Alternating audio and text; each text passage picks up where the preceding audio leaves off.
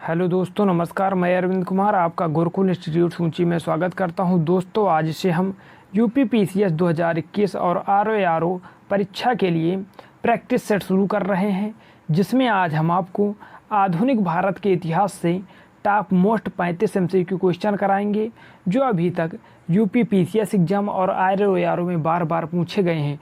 दोस्तों, आप लोग क्लास को अंत तक देखिए और अंत में ये बताइए कि आपके 35 में से कितने क्वेश्चन सही हुए हैं। ये क्वेश्चन इतने महत्वपूर्ण है कि आपसे क्या बताया जाए, ये अभी तक एग्ज़ाम में बार बार पूछे गए हैं। तो दोस्तों, क्लास को शुरू करने से पहले आप क्लास को लाइक और शेयर करना ना भूलें और चैनल को सब्सक्राइब कर बेल बटन अवश्य दबाएं, जिससे हमारी आने वाली सभी वीडियो की नोटिफिकेशन आपको नियमित रूप से मिल सके। जी हाँ दोस्तों, अगर आपको इस क्लास का पीडीएफ चाहिए तो आपको गुरुकुल इंस्टीट्यूट सूची टेलीग्राम चैनल ज्वाइन करना होगा, जहां पर हम डेली बेसिस पर क्लासों की पीडीएफ प्रोवाइड कराते हैं। तो धन्यवाद। आप लोग सही से प्रश्न को पढ़िए और आंसर कमेंट बॉक्स में दीजिए और अंत में ये बताना ना भूलें कि आपके 35 में से कितने क्वेश्चन सही हुए। तो चलते हैं, आज के टेस्ट को स्टार्ट करते हैं। पहला क्वेश्चन, गांधी जी के गिरफ्तार होने के पश्चात निम्न में से किसने नमक सत्याग्रह का नेतृत्व किया? आप लोग को आंसर कमेंट बॉक्स में बताना है, बताइए आप लोग। जी हाँ मेरे प्यारे दोस्तों, अगर आप इसका आंसर सोच रहे हैं option number C, Abbas Tayyab ji, तो आपका आंसर बिल्कुल सही है। चलते हैं अगले प्रश्न की ओर। भारतीय राष्ट्रीय कांग्रेस के किस अधिवेशन में पूर्ण स्वराज का लक्ष्य घोषित किया गया? आप लोग आंसर बताएं वेरी फास्ट तरीके से। जी हाँ दोस्तों, अगर आप इसका आंसर दे रहे हैं ऑप्शन नंबर डी लाहौर, तो आपका आंसर बिल्कुल सही है। ये अधिवेशन 1929 में हुआ था। चलते हैं अगले प्रश्न की ओर। बारदौली सत्याग्रह का नेता कौन था? आप लोगों को आंसर बताना है, कमेंट बॉक्स में बताएं दोस्तों। जी हाँ दोस्तों, अगर आप इसका आंसर दे रहे हैं ऑप्शन नंबर सी, सरदार वल्लभ भाई पटेल, तो आपका आंसर बिल्कुल सही है। चलते हैं अगले प्रश्न की ओर। वेदों की ओर लौटो किसका कथन है? आपको बताना है। जी हाँ मेरे प्यारे दोस्तों, अगर आप इसका आंसर दे रहे हैं option number D, Dayanand Saraswati, तो आपका आंसर बिल्कुल सही है। दोस्तों, क्लास अंत तक देखिएगा और ये बताना ना भूलें कि आपके 35 में से कितने क्वेश्चन हैं। दोस्तों, आपसे क्या बताया जाए, ये क्वेश्चन बहुत ही महत्वपूर्ण आज लाए गए हैं और ऐसे ही हम डेली क्वेश्चनों की सीरीज लाते रहेंगे। आज तो थोड़ा लो लेवल रखा गया है क्योंकि आज पहली क्लास है। कल से आपको बहुत ही इंपॉर्टेंट अच्छे क्वेश्चन मिलेंगे। तो दोस्तों, चलते हैं अगले प्रश्न की ओर। नेक्स्ट प्रश्न, नोआखली स्थित है। आपसे पूछा जा रहा है कि जो वर्तमान में नोआखली कहाँ पर स्थित है, आपको आंसर बताना है। जी हाँ दोस्तों, अगर आप इसका आंसर दे रहे हैं ऑप्शन नंबर बी, बांग्लादेश, तो आपका आंसर बिल्कुल सही है। चलते हैं अगले प्रश्न की ओर। गांधी जी ने सर्वप्रथम किस सत्याग्रह के दौरान गिरफ्तार किया गया था?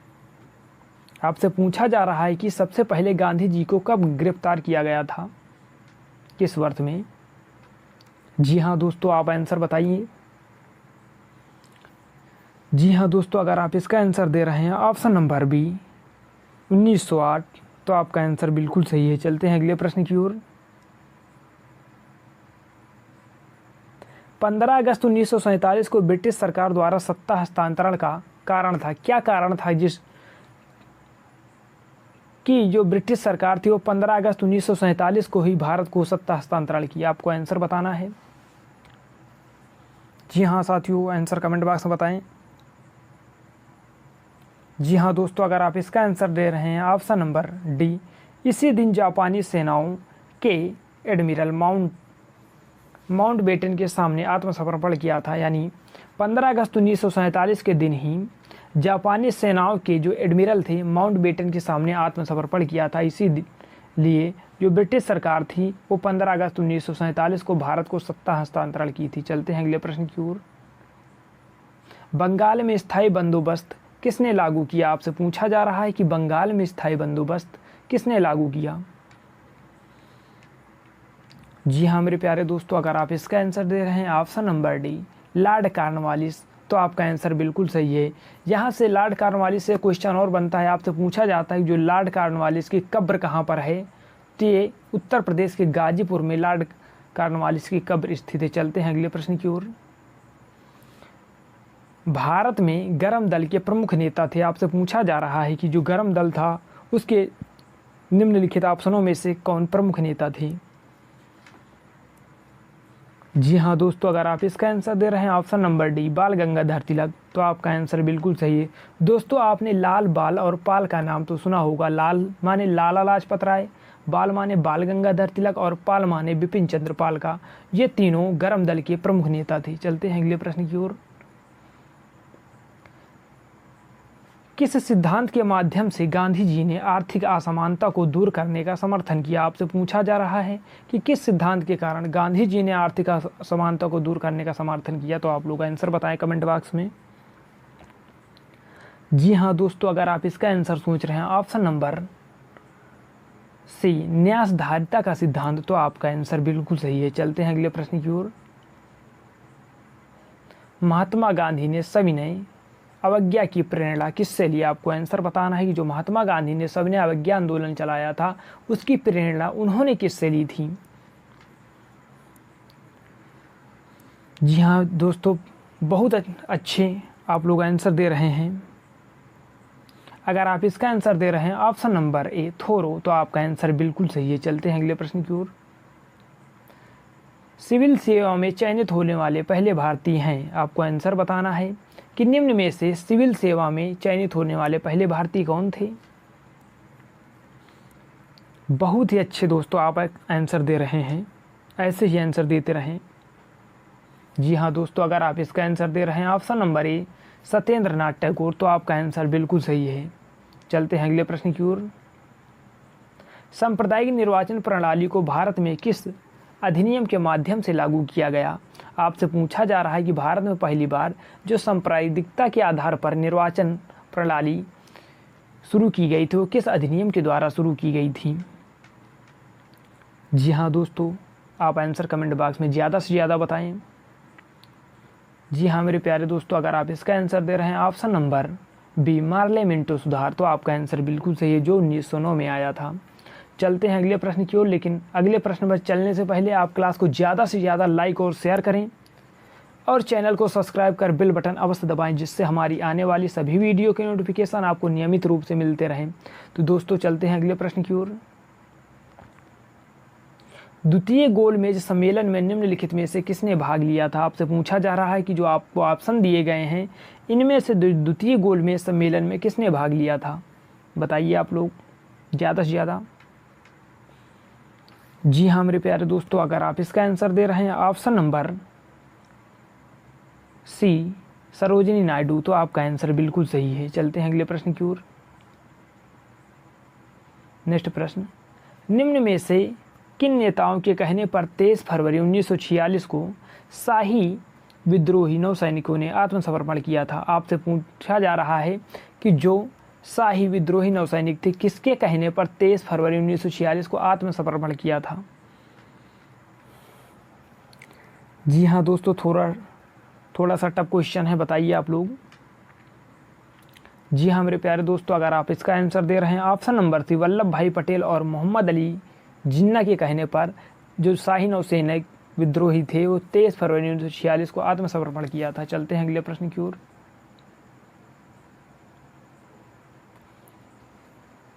किसके विरोध में महात्मा गांधी ने सितंबर 1932 में आमरण अनशन प्रारंभ किया। आपसे पूछा जा रहा है कि 1932 में गांधी जी ने किसके विरोध में आमरण अनशन किया था।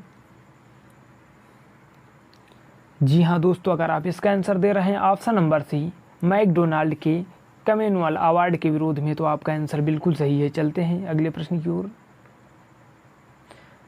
ज्योतिबा फुले के सत्यशोधक समाज का उद्देश्य क्या था। आपसे पूछा जा रहा है कि जो ज्योतिबा फुले थी उन्होंने सत्यशोधक समाज चलाया था, तो उसका मेन उद्देश्य क्या था।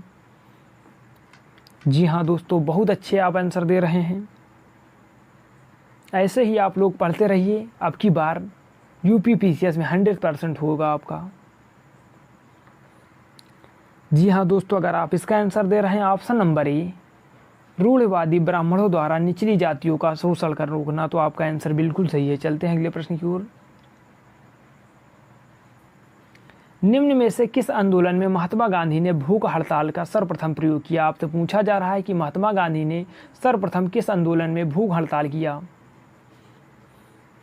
जी हाँ दोस्तों, आप आंसर बताइए कमेंट बॉक्स में। जी हाँ मेरे प्यारे दोस्तों, अगर आप इसका आंसर दे रहे हैं ऑप्शन नंबर सी अहमदाबाद हड़ताल 1918, तो आपका आंसर बिल्कुल सही है। चलते हैं अगले प्रश्न की ओर। किसने महात्मा गांधी के साथ नमक सत्याग्रह का नेतृत्व किया? आपसे पूछा जा रहा है कि निम्न ऑप्शन में से किसने महात्मा गांधी के साथ नमक सत्याग्रह का नेतृत्व किया था?